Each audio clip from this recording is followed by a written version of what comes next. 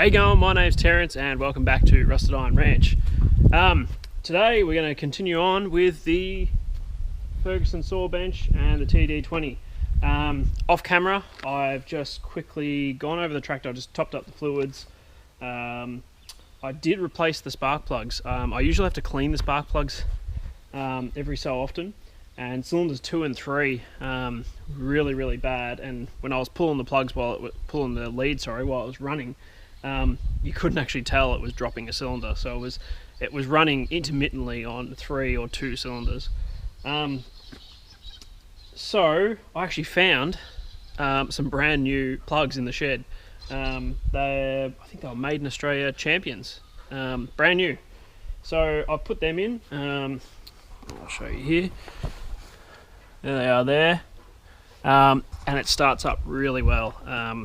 I'm still starting on the crank handle because this battery doesn't have enough go on it. What else have I done? I cut these little chains off that were just dangling down there. So they're actually for when the belt pulley isn't on. There's 2 brackets that go either side of the PTO shaft there, and they connect the chains out to your lower links and kind of get you some stabilization adjustment there. So when the belt pulley's on, they don't really need to be there. So I had to actually cut them off. The D shackles were all bent. So I've done that. The alignment issue, I've run it a little bit. Even if I start the belt all the way over, it still kind of just works its way across to this side, the left-hand side of the tractor. But it doesn't seem like it's gonna cause any major issues. I've gone through and greased everything, including the tractor. As you do, about the 3rd grease nipple in, the grease gun runs out. So I've had to do that. Put a new tube of grease in that. I think I might just grab some fuel. I'll take this over to where the wood is. That's the wood that you would have seen in the first episode that I said I was going to cut up at some point. Well, this is that video. And I just need to take the trailer across. So I might do that first. I might hook the trailer up to the disco. I'm sure Sandy will come along for a ride in the trailer, and we'll go over there. So the reason we're using the trailer, I would have just usually put it on the back of the little ute. I'm actually going to take this load down to my granddad. He's nearly run out of wood, and that was the last load I did was from our old house before Christmas. Obviously we're not burning it over summer, but yeah, he's nearly run out of wood there, so I'll do the first load down to him, and then I'll start cutting some for myself.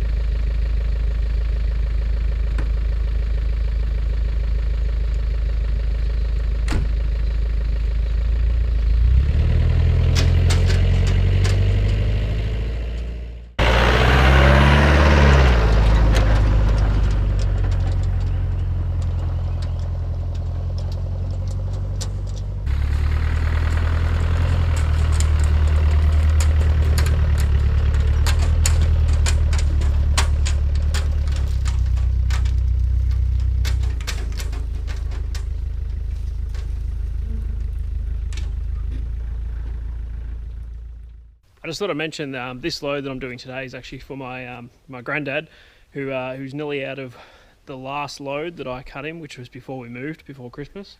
Cut on this as well, but it was blunt last time.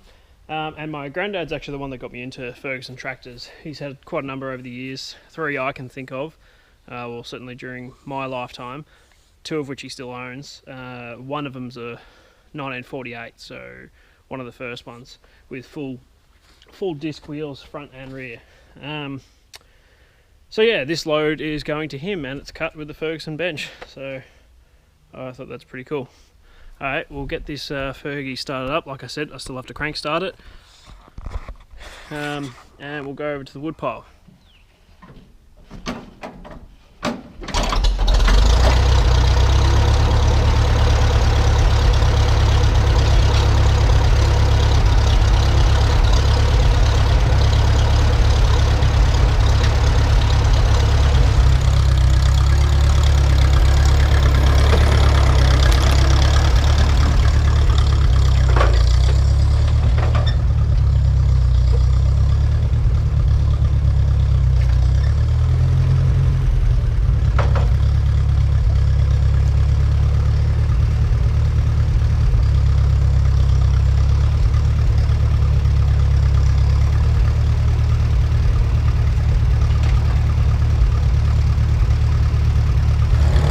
So we're set up to cut now. I'm just going to clear the ground where I'm going to be standing, just so I'm not tripping over anything.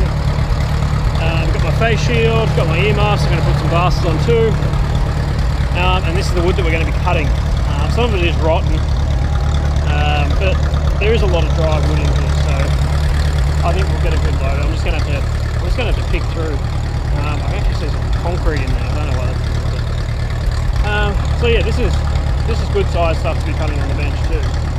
I've cut stuff like this. It's a little bit long, a little bit of a pain, but I can cut it in half first anyway. Alright, we're about ready to go. Hopefully we've got enough tension on that belt. If not, I'll just manually do it. So you can, if I can't get the tension set just by running the feet back in the ground, I can just tighten up this knot, this nut right here, and it'll bring the two distances away from each other. So that's another way we can get there. Hope you can hear me. This new, this will be a real test with this new mic. Alright, well I'll set you up and we'll start cutting. Actually first, yeah, so I've set up like this just so I can bring the wood here and then everything falls on the ground, or if I'm cutting like two-handed I can just throw into the trailer as I go, so it should work okay. If not, I can move. It's not that hard. Alright, I might even set you up on the trailer here and we'll get cutting. Okay, I've just done a little quick test cut and the belt was too loose, so I loosened this one so I could get some more tension out of it, and then tighten this one up to bring it closer, which then brings the two centers of the pulleys. Sorry, I'm doing some terrible filming here. The two centers of the pulleys go away from each other. So again, that was loosen that nut to allow it to come this way further, and then do this nut up. Doing that nut up is just kind of like backing it back. But in this ground here, I can't really get it to tension up properly.